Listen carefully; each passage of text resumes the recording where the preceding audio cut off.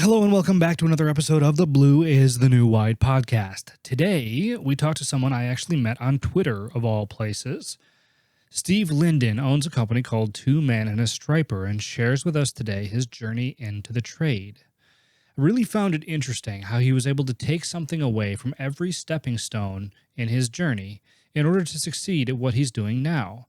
Steve's a great example of someone who didn't know what they wanted to do after high school, but jumped in with both feet on everything that he did.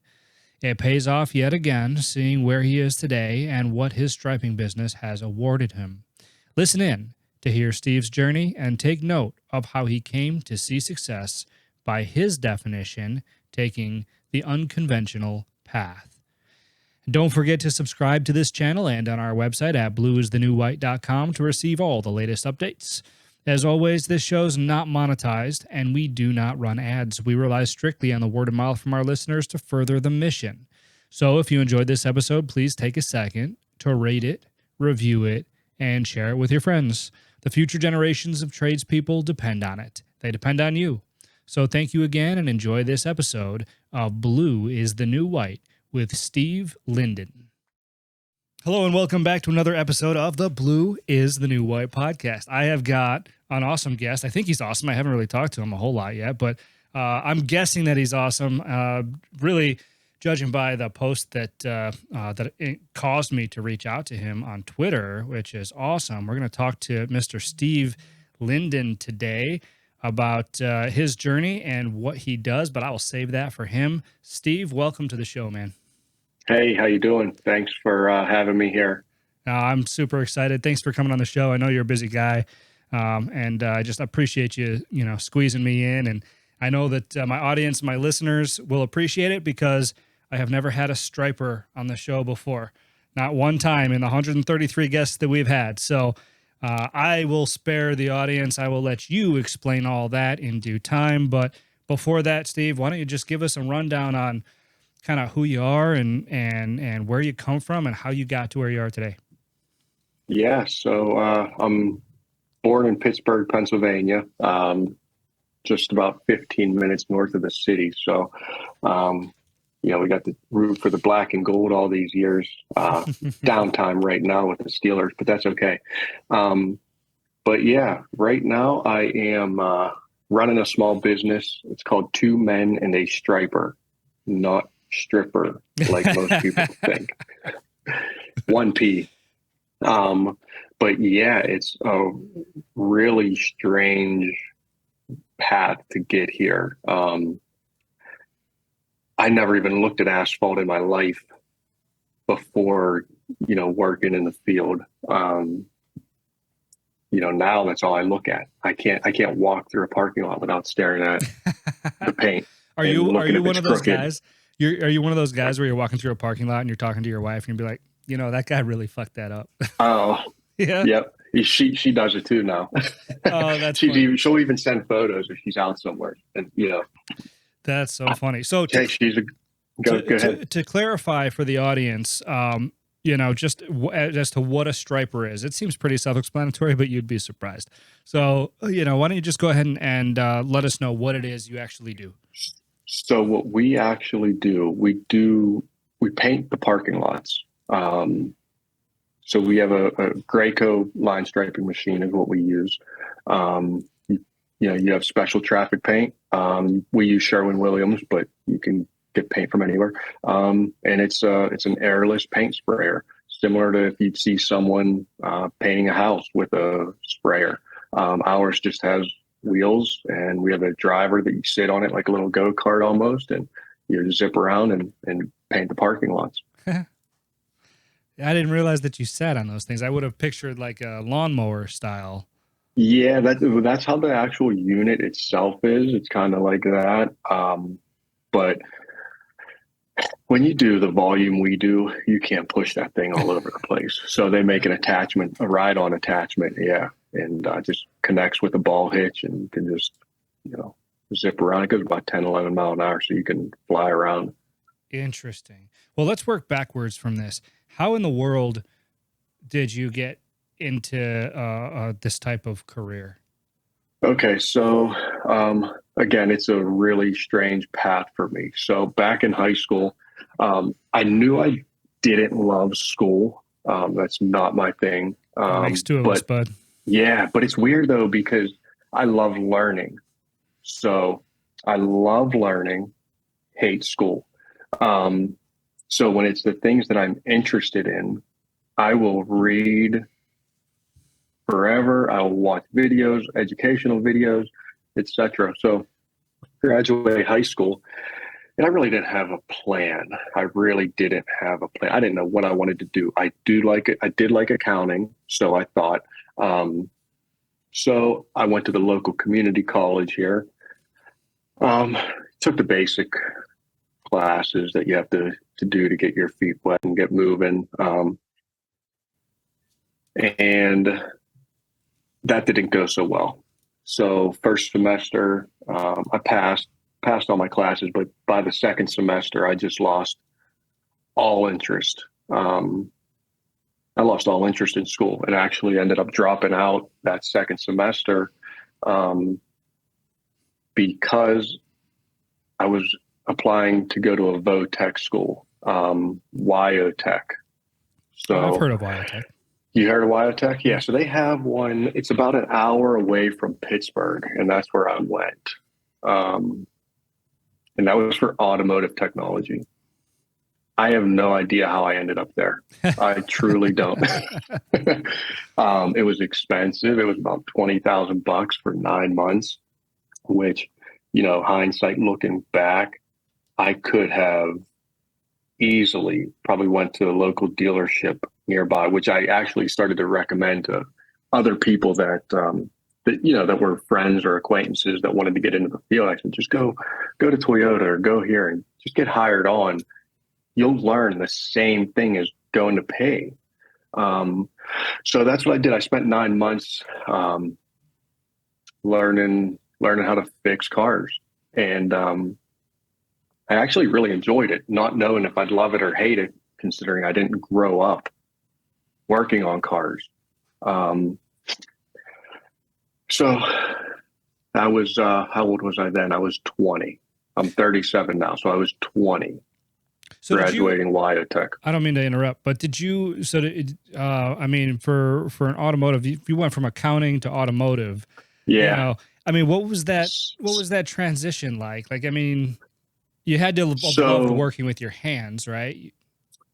interesting. Not really. But when I went to the automotive school, I also took there was like a 3 month course of like business ownership. Basically teaches you, the back end type of things. Cause I'd always I aspired to be a business owner. And I don't know where that even came from. My parents aren't business owners, they're just normal, everyday 9 to 5 jobs.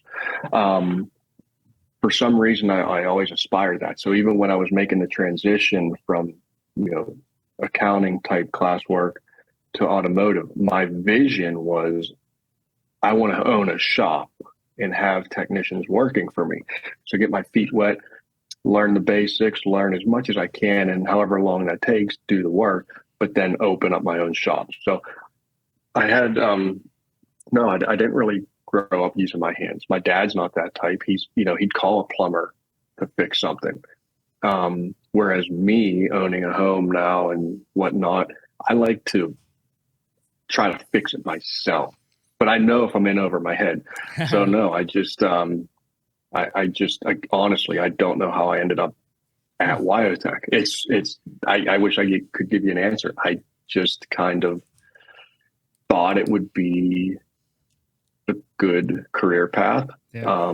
My uncle, I will say this, my uncle was a master technician for Toyota for 25, 30 years and had a shop. That's as close to a mechanic as I was.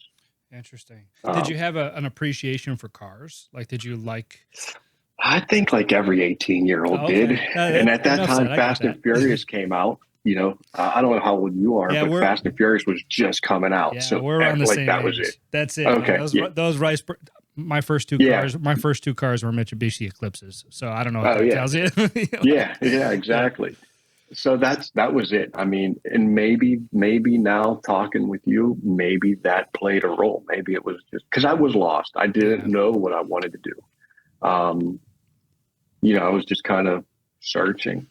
Now looking back, I mean, it was great that I did went that path. Yeah, of course. And that's often what happens, right? Is that, we're not sure why we do it in the moment when we look back and we're glad that we did. Right. That's happened probably a million times in my life too. So I'm curious, and I want to pick up kind of where you left off in your story. But before that, your experience in high school, when you said that you had no plan, right? You weren't sure what you wanted to do. I was much in the same boat.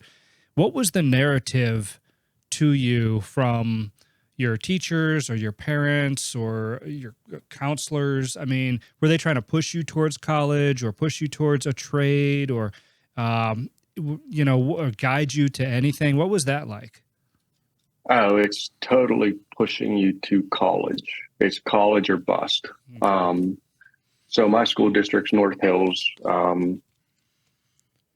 It's just a normal, you know, high school, nothing special, not private, nothing like that. But it was all college prep, getting you ready for college. We have a really good vocational school that several districts send their students to for the afternoon. They have everything. They have automotive, they have beauty academy. I mean, they have so many courses that you can take. But the problem is that's kind of for like the bad kids. Yeah. That's the kids that don't fit in or the misfits. They don't treat it as an opportunity for someone to be educated on things outside of, college. Yeah. And I mean, I think we all know why. It's college is big business. They want that, but that's not doing any good to the students. It's not doing any good to anybody. And yeah, they kind of make it seem like if you don't go to college, you're going to be a nobody and you're not going to live fulfilling life and have the things you want out of life. You're not going to have the nice car or the house or this or that. And it's all lies. Yeah. It's all bullshit. I mean, we know that, right? And like, listen, I'm a realist, right? If you want to be a doctor, if you want to be a lawyer, you've got to go to college. You got to go. We all know that, right? That's a stipulation. It's a requirement. It has to be that way, But shit, I mean, the majority of people, I would say, that go to college do it without knowing what they want to do. They go for a general business or political sciences or I mean, whatever it is, and they don't have a true direction. Meanwhile, they're just shelling out all this cash if they don't have a scholarship of some kind, and to your point, right? It's all about the ROI. Once they graduate college with $150,000 in debt, their first job is paying them $37,000 a year. Yep. It's like, oh, well, shit. Now what? Right? Yeah, it's not good. And this is me speaking not even from a small business owner. You can work in the trades and make fantastic money. Mm-hmm. I mean, when I was at Toyota, when I graduated Wyotech and I went to Toyota, I spent 5 years working at Toyota. Part of that time I was a technician, and the other part I was working my way into this like a service manager role.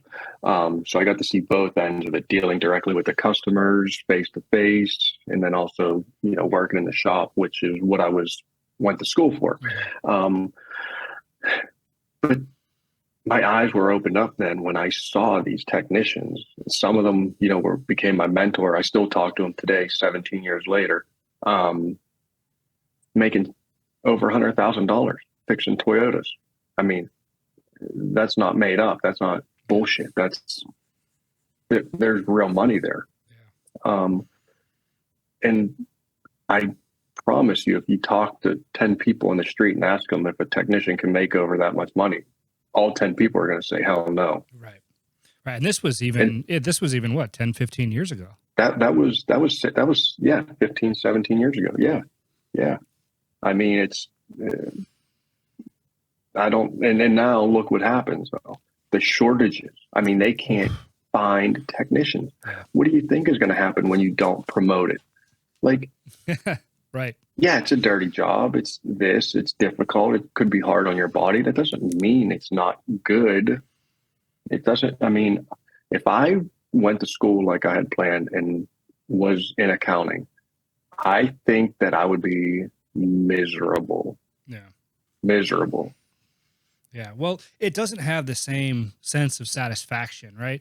Either in the trades or owning your own business, or both, which is the boat that you're in now, kind of, with being a striper and owning your own small business. But oftentimes when you're in that type of corporate role, like corporate accounting or anything like that, man, it's just you're sitting at a desk, you're punching numbers. Even if you like numbers, right?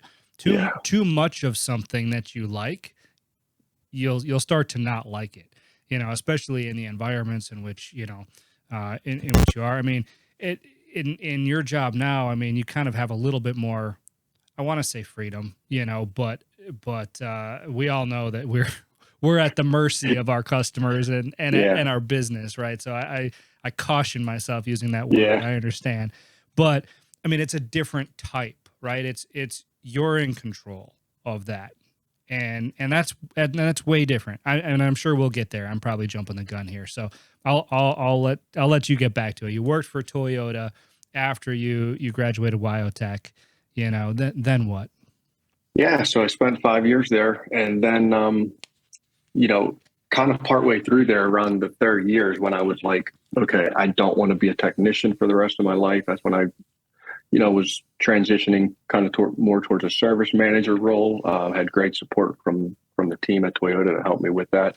But then I also re-enrolled at community college because I wanted to try to get back on some type of career path.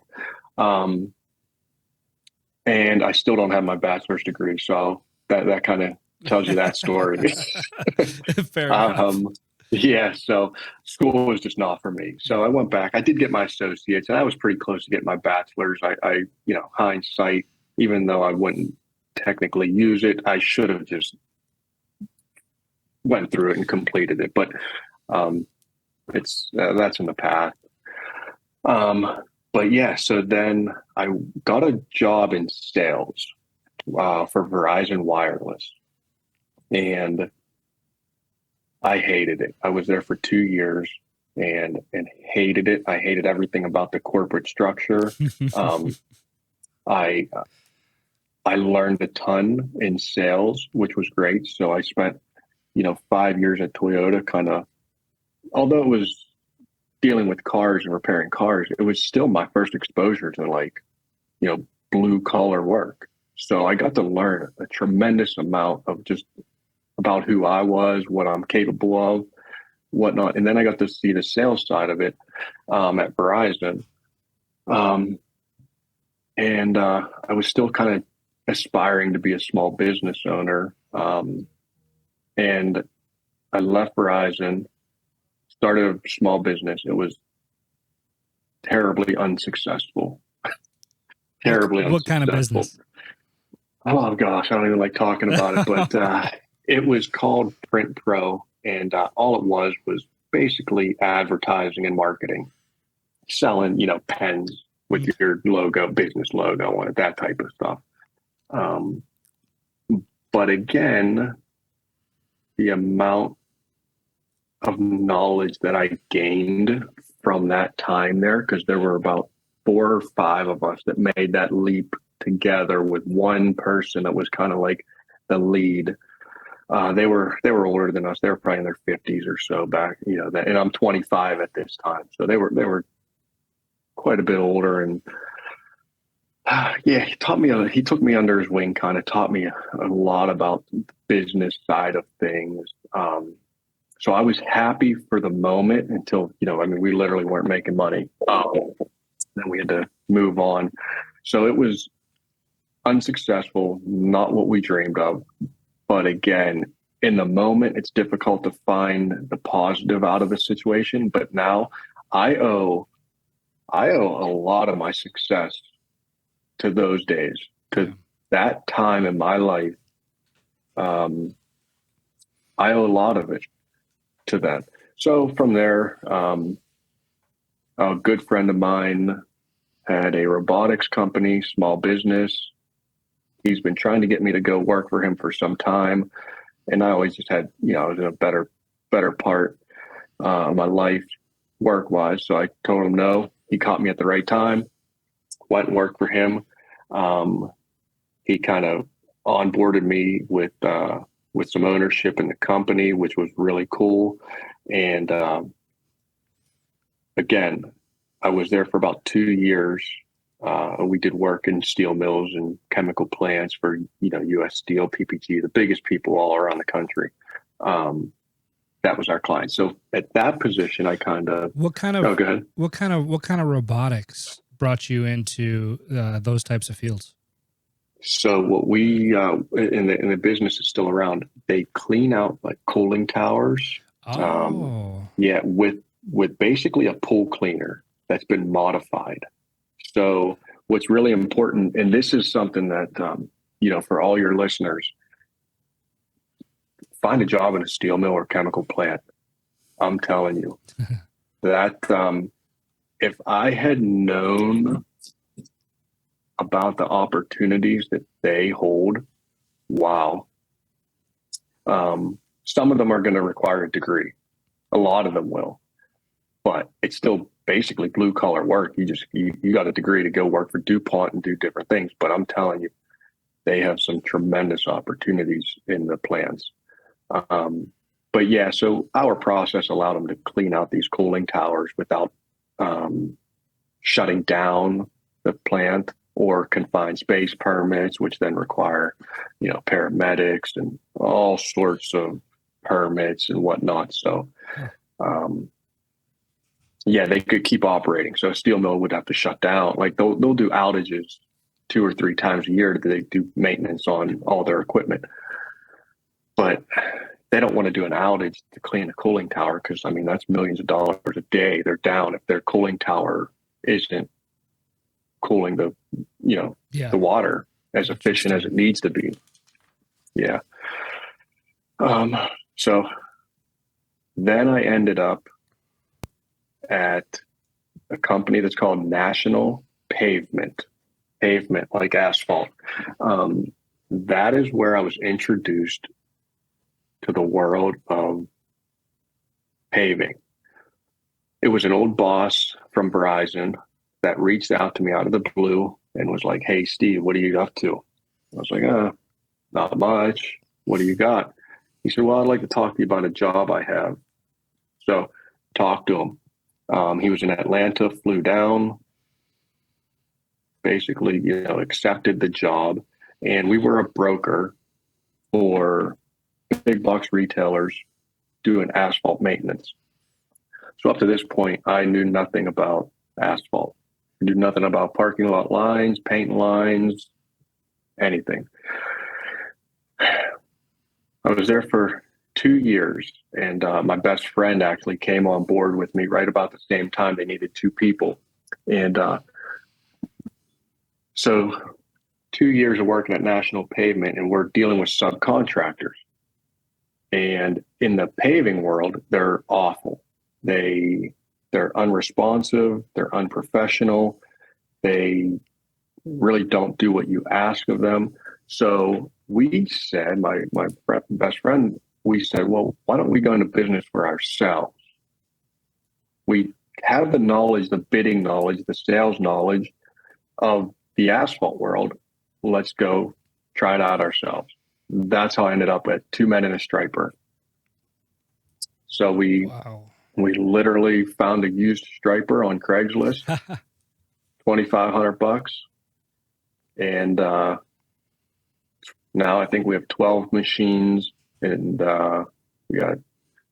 we have so much equipment. It's because we do more than striping. So we do seal coating, crack sealing, asphalt repair. We're doing like sport courts now. We were just formally trained on doing like tennis courts and basketball courts. So we just started a new subdivision in our business for just, painting basketball courts and tennis courts, basically. No kidding. And how long? So when did you start that business? So that 2017 was our first year. Wow. Yeah, and we had no idea because again, so although we were in the business, we've never put paint out of a machine, never painted a parking lot, never seal coated a park, never did anything.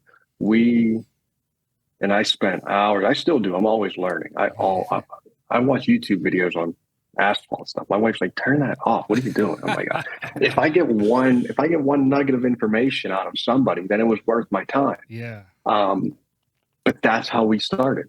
We watched YouTube videos and we look back at the jobs and we just laugh and it's like, oh my God, we did that. Like, how in the world are we still in business? Yeah. So it's for us, it's literally, we when we realized we were going to go into business for ourselves, every week we'd take $50, put it into a pot, bank account, save money up. Once the season started, we had some money, and then from there it just blew up. Wow, that's insane. So how do you go about acquiring customers for something like this? Like, did you do traditional marketing, or is it word of mouth or door-to-door sales? Yeah, so very early on we made door hangers. And so this comes back to some of my time at Print Pro at the advertising company. Okay. I would have never thought door hangers are a valuable form of marketing. They're extremely effective because unlike a direct mailer, I mean, you get them, you probably throw them right to the trash. You don't even look at them. Well, the main difference is a door hanger, you have to take it off of your door and walk it to the trash. So you're going to look at that door hanger. So, yeah, I mean, we started with buying 1,000 door hangers and finding neighborhoods and just, leaving them there. Now we don't do basically any advertising. It's word of mouth, and our Google SEO and whatnot is just so high that people find us. Wow. And do you do commercial and residential, or? We do primarily commercial, but we do a lot of residential just because people call us and you'd like to make sure, me and my business partner, we're very similar. We, we're not driven by the money at all. If I was driven by money, I could tell you my business would be run a little bit differently. We just like to make sure we do good work and we do good by the people. So it's hard. Like when people call us and they're like, "Oh, well, we found you online and we see all your reviews and we'd like to give you a shot." Like, you can't say no to that person, so we say, we'll do them. But we don't seek out much residential work if we don't have to. Okay. And so how's the labor force and the workforce for your industry right now? Are you backlogged because it's hard to find people, or is it relatively, I don't want to say easy, training's never easy, but are you able to train people in a relatively short period of time how to do this kind of stuff? Or so we didn't seal about 250,000 square feet. That's a lot. Whoa. That's a lot of sealer we didn't get down, and that can be directly, that's a direct impact of not enough labor. We were super fortunate. We have 2 kids that are, I can't speak highly enough about them. The one, he's been with us, this is his 3rd year. He's 23. Give him a truck and trailer and another guy, and he can go do any job, almost any job we have, and it'll be done just as good as if I was doing it or my business partner. It's incredible.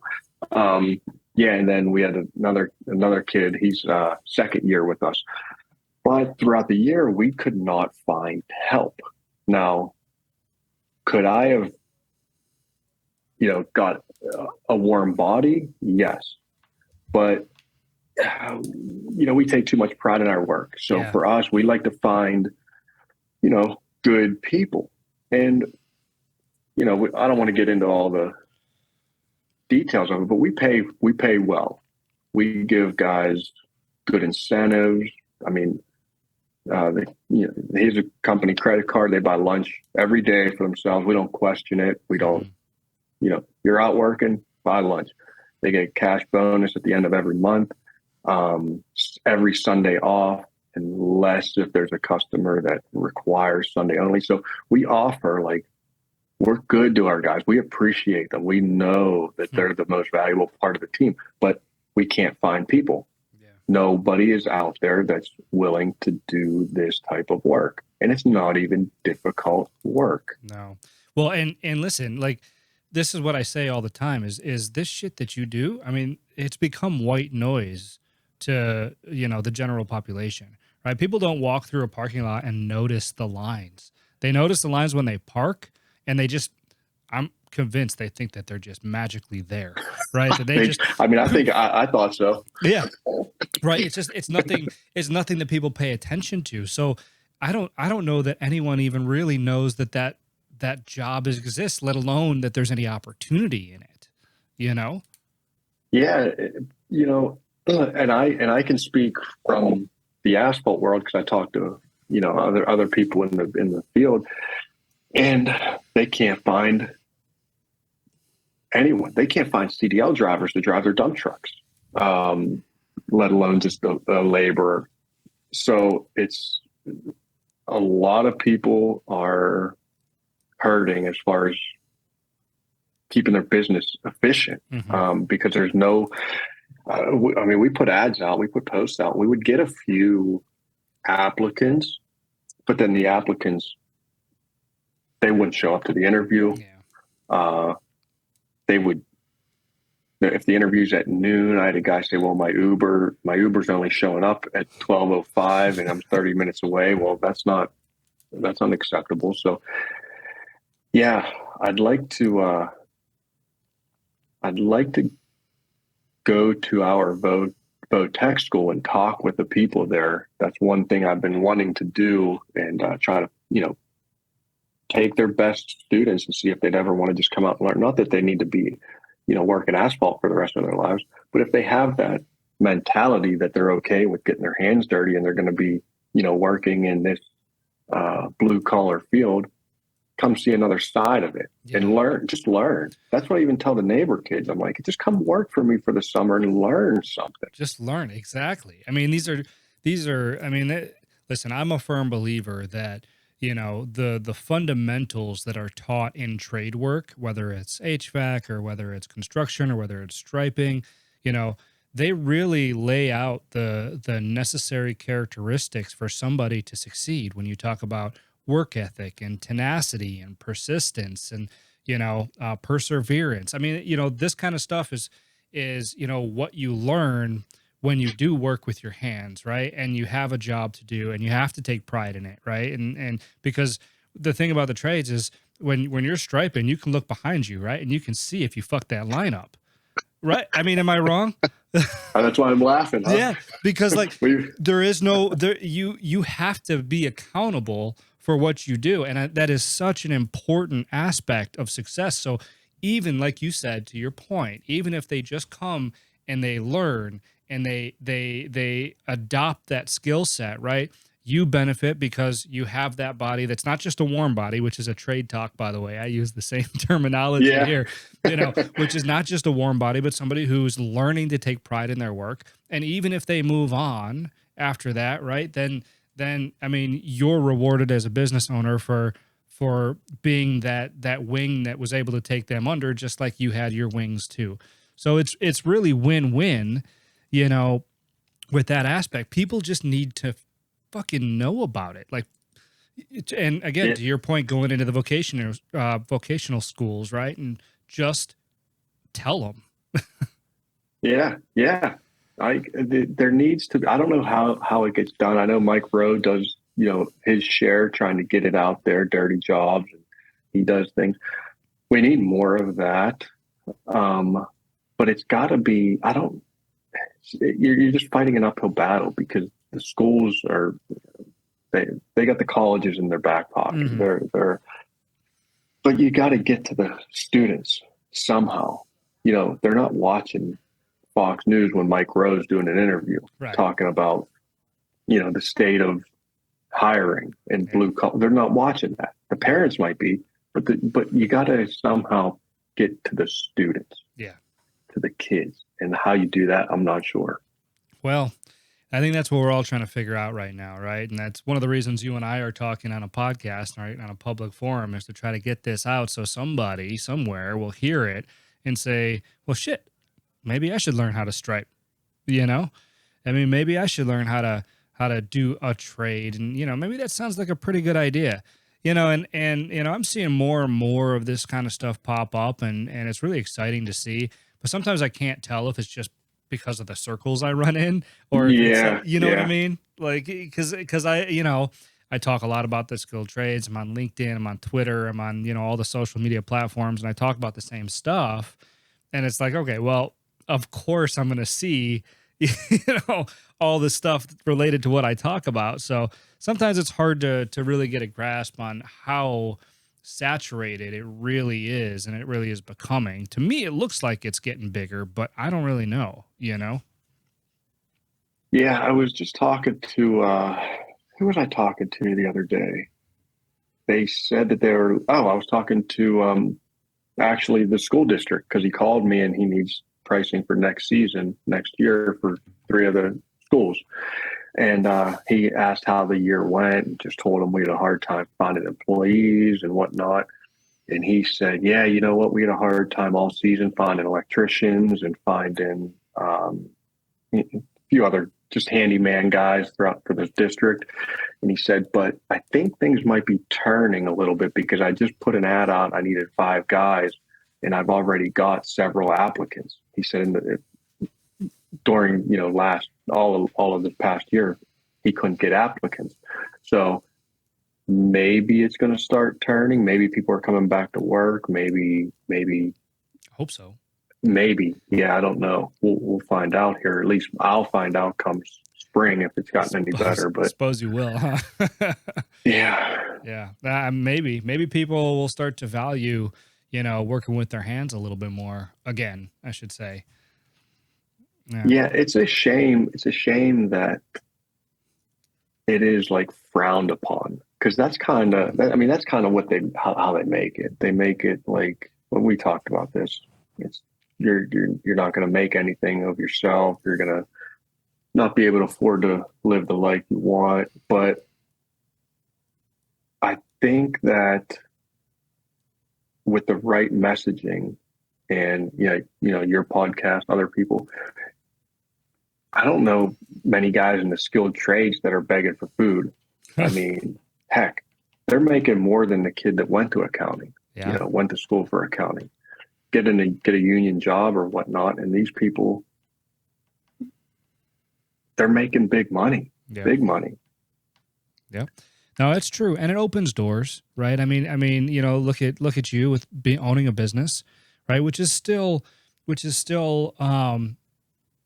I don't want to say on a pedestal, but it's sought after, right? You hear that word thrown around a lot at business ownership and entrepreneurship, and and that's a good thing. And because I'm a big advocate for small business, but from what I'm seeing right now, a lot of the people out there, they have this image in their head of entrepreneurship, which means big tech, VCs, Shark Tank, right? This is business ownership and entrepreneurship to a lot of people, and they're not making the association that, hey, you know what? If you spend 3 to 5 years learning a skill, learning a trade, working with your hands, shit, you can turn that into a business.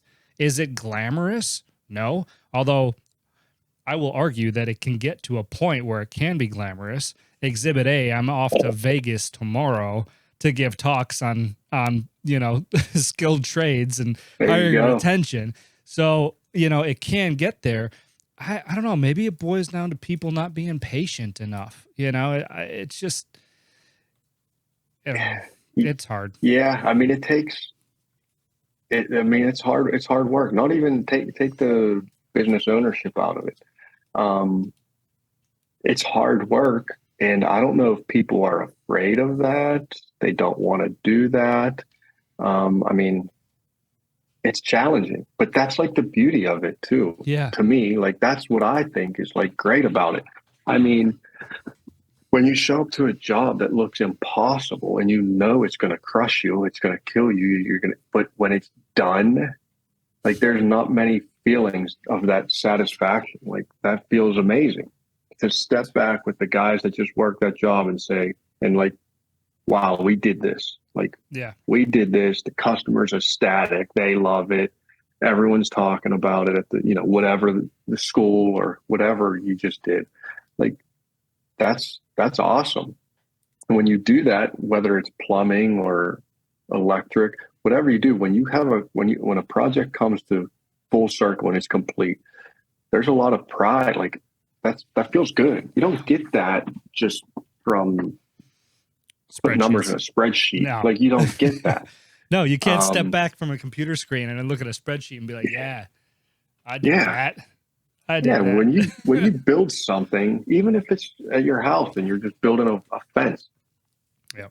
if you're not in the skilled trades, like that's the feeling you get almost every job you're on when you do it. Like you get that satisfaction. We've been doing it now for 5 or 6 years, 7 years, whatever it is, and we still get that feeling. Like when you finish a job, we still say, we're like, man, that looks so good. I bet you get to that last stripe and you look back on everything that you did and you're like, wow, that is almost art, right? Yeah, it's cool. And all those skilled trades, I have to imagine, although I don't do them, you have to have that like feeling. Like, yeah, we just put that together. That's us. We did that. Yep. Sucked, but we did it.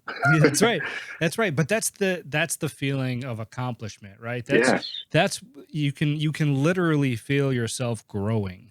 You know, when you're faced with something challenging, you overcome that challenge, and now you're ready for the next one. And I think that's what my appeal was when I first got into the trades, is that it was that feeling of, okay, well, I can do this. Now let me see what I can do. Now let me see what I can do.